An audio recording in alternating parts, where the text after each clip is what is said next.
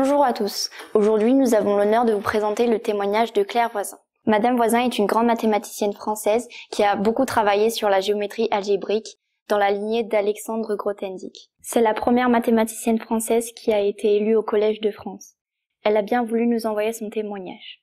Bonjour, je m'appelle Claire Voisin et je suis chercheur en mathématiques. Et donc, vous m'avez demandé d'expliquer pourquoi j'aimais les mathématiques.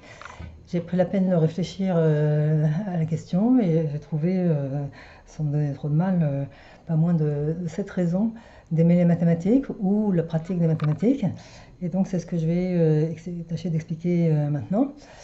Pour commencer, j'aime la nature du savoir mathématique. En mathématiques, rien n'est caché, tout est démontré. Et on peut toujours poser la question pourquoi, on pourra y répondre parce qu'on peut reconstituer l'enchaînement des démonstrations. Et donc on n'a pas besoin au préalable d'accepter des lois mystérieuses qui sortent du chapeau. Et il n'y a pas, comme en physique, ces fameuses quantités dont le statut est un peu mystérieux, comme la masse. Voilà, c'est évidemment une raison fondamentale d'aimer les mathématiques.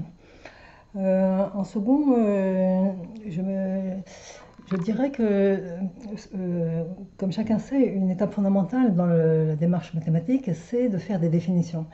Et j'aime profondément cette étape qui est une étape créative, parce que quand on fait une définition, on donne naissance à un objet.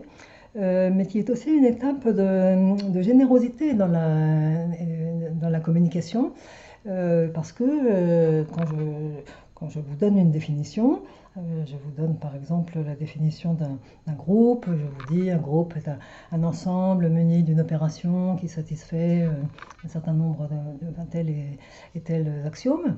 Eh bien ça y est, vous savez ce que c'est qu'un groupe. Je vous ai donné ce groupe et vous en savez autant que moi sur le sujet, peut-être que vous avez moins de pratique. Donc je dirais que les définitions, c'est peut-être la partie des mathématiques où la communication est la plus efficace, la plus complète. Par contraste, la communication, enfin expliquer une démonstration à quelqu'un, parce qu'après les définitions, il y a les démonstrations. Et expliquer une démonstration, c'est plus laborieux et je crois qu'il y a une raison très simple, c'est que on ne comprend bien une démonstration que quand on la fait soi-même. Et donc, je dirais que la communication est un peu moins efficace lorsqu'il s'agit de faire passer des démonstrations. Alors maintenant, le troisième point dont je voudrais parler, c'est bon, peut-être un peu cliché, mais c'est la beauté des mathématiques. Alors beauté, c'est un terme un peu vague, mais je dirais l'importance de la dimension esthétique en mathématiques. Et cette beauté, je la vois, on ne va pas dire que je la vois partout, je la vois de deux sortes différentes. Il y a la beauté des objets mathématiques. Alors, les objets, qu'est-ce que c'est que les objets mathématiques?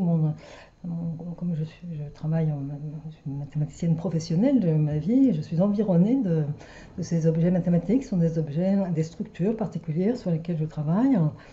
En géométrie, ça va être des variétés avec des propriétés spéciales, des variétés complexes, des variétés algébriques, des variétés keylériennes. Ça peut être des feuilletages, des connexions, des groupes. Enfin, bon, on a toutes sortes d'objets qui font l'objet de théories et qui sont magnifiques en fait, qui ont beaucoup de richesse, beaucoup de qui présentent beaucoup de perfection aussi, qui sont profondément satisfaisants pour l'esprit. Donc on vit dans un monde d'objets magnifiques. Et après, il y a une seconde forme de beauté qui concerne la beauté des démonstrations. Et en fait, très souvent, quand on discute avec des mathématiciens, on voit qu'ils vont commenter une démonstration en disant qu'elle est élégante, qu'elle est belle, et c'est vrai que ça revient très souvent. Et c'est vrai, une démonstration, on peut la comparer à, par exemple, une sorte de chorégraphie dans le monde une sorte de chorégraphie dans le monde des idées. Et cette chorégraphie fait appel à notre sens esthétique. On peut penser aussi à une voie en escalade qui va être, disons, plus ou moins bien conçue, plus ou moins parfaite. Voilà, donc, en tout cas, moi, je voulais mentionner cet aspect. Alors, ma quatrième raison d'aimer les mathématiques a moins à voir avec les mathématiques qu'avec la pratique des mathématiques.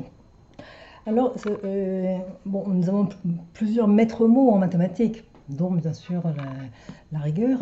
Mais un autre maître mot dans notre pratique, c'est la concentration. Et la concentration, c'est quelque chose qui n'est vraiment pas évident dans le monde actuel où on est continuellement bombardé par d'images, de slogans, de toutes sortes d'informations par rapport auxquelles on est un peu passif. Et donc, la concentration qu'on va rechercher en mathématiques, alors, lorsqu'on explique une démonstration mathématique, qu'on la connaît déjà, qu'on essaie vraiment de faire passer quelque chose, on est rempli de son sujet, il y a une sorte de facilité à se concentrer, qui est très agréable parce qu'il y a une sorte d'excitation qui va avec, donc une sorte de clairvoyance.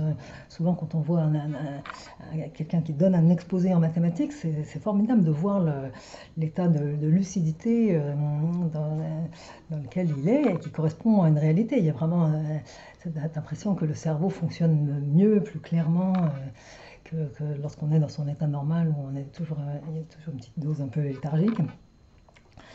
Après, moi, mon métier, c'est de faire de la recherche en mathématiques. Et donc, il ne s'agit pas seulement de se concentrer sur quelque chose que je connais déjà, il s'agit de se concentrer, enfin de me concentrer sur quelque chose que je ne connais pas. Donc, c'est plus difficile. Il ne s'agit pas seulement de tirer à moi le fil d'une démonstration, comme un funambule qui suivrait son fil. Je dois tirer un fil un peu mou qui va peut-être déboucher sur n'importe quoi. Et donc, me maintenir comme ça dans le fil de ma pensée, c'est une véritable quête. Mais c'est aussi, je pense que c'est une sorte de pratique très gratifiante qui passe par une sorte de connaissance de moi-même et de comment je fonctionne. Alors, donc voilà pour la concentration. Alors encore quelque chose qui est propre à la pratique des mathématiques, c'est la liberté et peut-être une sorte de notion d'évasion. Disons que quand on fait des mathématiques, on peut faire des mathématiques absolument partout. Les mathématiques, c'est vrai que c'est une forme d'évasion par rapport aux conditions matérielles qui nous entourent. Je peux faire des mathématiques ligotées, bon je ne suis pas ligotée dans la pratique, mais c'est une image.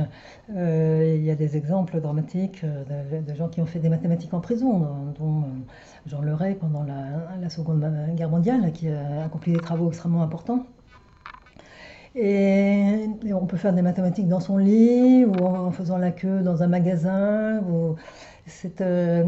Et c'est justement, c'est là que je pense à une sorte d'évasion par la pensée, qui nous permet de mener une sorte de seconde vie dans un univers imaginaire qui est en fait extraordinaire, qui est d'une très grande richesse. Alors donc là, encore une fois, c'est très gratifiant de voir que à l'intérieur de nous, il y a ce monde des idées qui est si beau, si riche et qui est tellement, qui va tellement au-delà des contingences.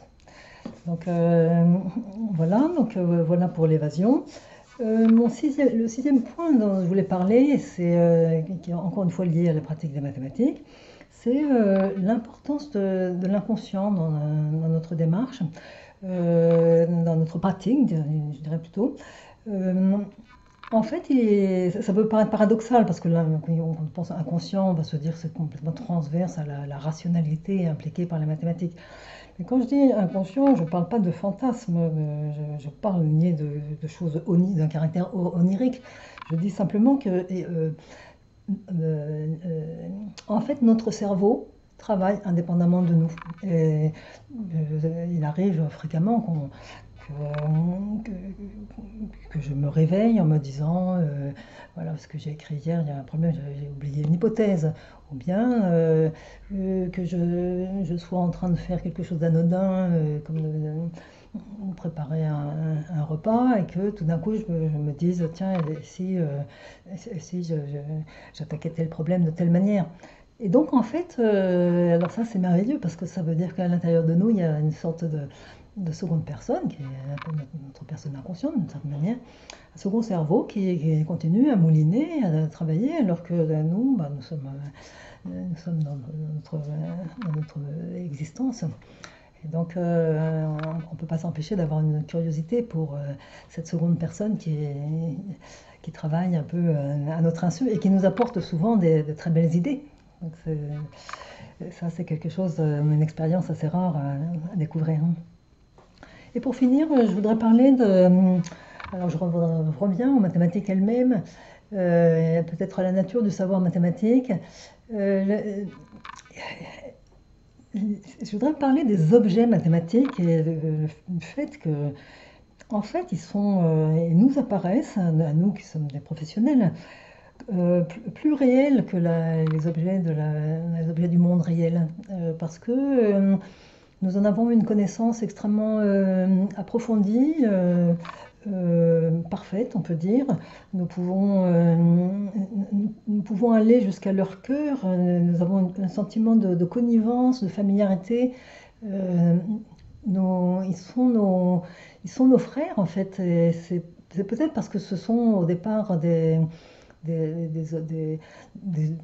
objets qui sont nés dans notre cerveau, des objets symboliques qui sont nés dans le monde des idées, et donc que ces objets sont plus profondément en accord avec notre nature profonde d'êtres humains qui aimons le monde des idées que les objets un peu contingents du monde réel, qui ont leur part de mystère.